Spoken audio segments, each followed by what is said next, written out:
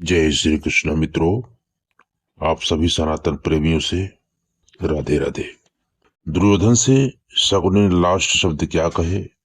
शकुनी का चरित्र महाभारत में जितना रहस्यमय है दोस्तों, उतना ही महत्वपूर्ण भी है। वह व्यक्ति जिसने अपनी चालाकी, अपने बुद्धि, चातुर्य और प्रतिशोध की भावना से पूरे कुरुवंश को भस्म कर दिया। उसके जीवन का अंत भी एक गहरी सीख छोड़ जाता है। जब शकुनी महाभारत के युद्ध में अंततः भीम के हाथों मारा गया, उससे पहले उसने दुर्योधन को जो बातें कही, वे केवल अंतिम शब्द नहीं थे, बल्कि वह एक ऐसे व्यक्ति की स्वीकारोक्ति थी जिसने अपने जीवन का उद्देश्य केवल बदला माना था। कुरुक्षेत्र की भूमि पर रक्त की नदी बह रही थी दोस्तों। आकाश में सूर्य अस्त होने को था। चारों ओर मृत्यु की गंध फैली हुई थी हवा में। महाभारत का युद्ध अब अपने अंतिम दिनों में था। भीम ने अधिकांशतः महारथियों को करीब मार ही डाला था। अब केवल कुछ ही योद्धा शेष बचे थे। दुर्योधन, कृपाचार्य, अश्वत्थामा और गांधार का राजा शकुनी।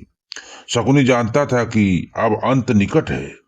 उसकी आंखों में थकान थी, परंतु भीतर कहीं एक जिद अभी भी दुर्योधन को बचाना और अपने प्रतिशोध की कथा को पूरा करना।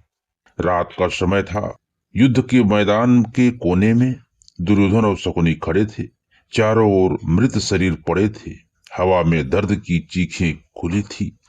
दुर्योधन ने शकुनी की ओर देखा और कहा, मामा, अब सब समाप्त हो गया। जिनके बल पर मैंने ये युद्ध लड़ा, वे सब मर चुके हैं। मेरे भाई, मेरे सेनापति, मेरे गुरु सब चले गए। अब केवल हम बचे हैं। क्या यही चालों का परिणाम था? क्या यही वह विजय थी जिसका तुमने वादा किया था? शकुनी की आंखों में गहरी उदासी थी, परंतु उसके होठों पर एक हल्की मुस्कान भी थी। उसने कहा, भांजे श्री दुर्योधन, याद रखो, मैंने कभी तुम्हें विजय का वादा नहीं किया था। मैंने केवल तुम्हें वह रास्ता दिखाया था जिस पर चलकर तुम्हें अपना खुद रास्ता तय करना था। मैंने तुमसे केवल इतना कहा था, पांडवों को वही दो जो उन्होंने मुझे और मेरे परिवार को दिया था। मेरा उद्देश्य कभी हस्तिनापुर का सिंहासन नहीं था। मेरा उद्देश्य केवल प्रतिशोध था, और वह मैं पा चुका हूँ। दुर्योधन ने क्रोधित स्वर में कहा, प्रतिशोध? तुमने अपने प्रतिशोध के लिए मेरे पूरे परिवार को नष्ट करवा दिया। मेरे भाई मर गए, मेरे मित्र चले गए, और अब मैं भी मृत्यु के द्वार पर खड़ा हूँ। क्या यही न्याय था? शकुनी ने गहरी सांस ली और कहा, दुर्योधन, जब गांधार का राजकुमार था, तब मेरा परिवार हस्तिनापुर की राजनीति का शिकार हुआ था। मेरी बहन गांधारी को जबरन अंधे राजा धृतराष्ट्र से विवाह करना पड़ा था। मेरे 100 भाई भूख से मरे क्योंकि हस्तिनापुर ने हमें कैद कर रखा था। तब मैंने प्रतिज्ञा की थी कि इस वंश को जब तक मैं समाप्त नहीं कर दूंगा, चैन से नहीं बैठूंगा। तुम मेरे मोहरे थे, मेरे शिष्य नहीं। तुमने वही किया जो मैं चाहता था, और अब जब वह वंश समाप्त हो गया, मेरा प्रतिशोध पूर्ण हुआ। मैं मरूंगा, परंतु संतोष के साथ। दुर्योधन की आंखों से आंसू निकल पड़े। उसने कहा, मामा, अगर तुम यह सब पहले कहते तो मैं कभी इस युद्ध में नहीं उतरता। पांडवों से द्वेष रखता था, मैं अपने कुल के नाश की कामना नहीं करता। शकुनी ने धीरे से कहा, दुर्योधन, तुमने स्वयं उस द्वेष को सींचा है जो मैंने तुम्हारे भीतर बोया था। तुमने ही अपने क्रोध को अपना गुरु बना लिया।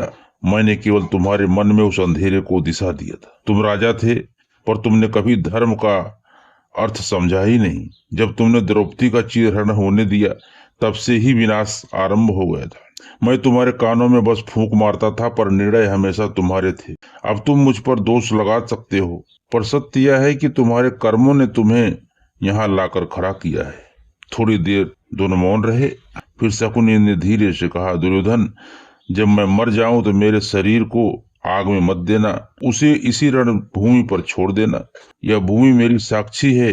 यही मेरी तपोभूमि है। मैं यहाँ अपने जीवन का उद्देश्य पूरा किया। असल में मैं वही करता रहा जो नीति चाहती थी। दुर्योधन ने थके हुए स्वर में कहा, क्या नीति इतनी निर्दयी होती है मामा? शकुनी ने कहा, हाँ दुर्योधन, नीति से कोई नहीं बचता। कृष्ण भी नहीं, मैं भी नहीं, और तुम भी नहीं। हर व्यक्ति इस खेल का एक मोहरा है। मैंने पासे फेंके, मेरे भी हाथ किसी अदृश्य शक्ति से चल रहे थे। आज सोचो, अगर मैं नहीं होता तो क्या तुम वही दुर्योधन होते जो दुनिया जानती है। और अब जब वह अहंकार मरा है, मैं भी मरने जा रहा हूँ। यही इस कथा का अंत है दोस्तों। इतना कहकर शकुनी ने दुर्योधन के कंधे पर हाथ रखा। उसकी आंखों में अब कोई छल नहीं था, केवल थकान और संतोष था। उसने धीरे से कहा, अब तुम जाओ, अपने अंतिम युद्ध की तैयारी करो। तुम्हें अकेले लड़ना है। मैं अब इस धरती पर अधिक देर नहीं रुक सकता। सुबह जब युद्ध आरंभ हुआ, भीम ने शकुनी को चुनौती दी। शकुनी जानता था उसका अंत निश्चित है, पर उसने रणभूमि में कदम रखा। पासे उसकी कमर में बंधे थे, पर आज उसने उन्हें हाथ में नहीं लगाया। उसने केवल कहा, यह पासे अब मौन रहेंगे।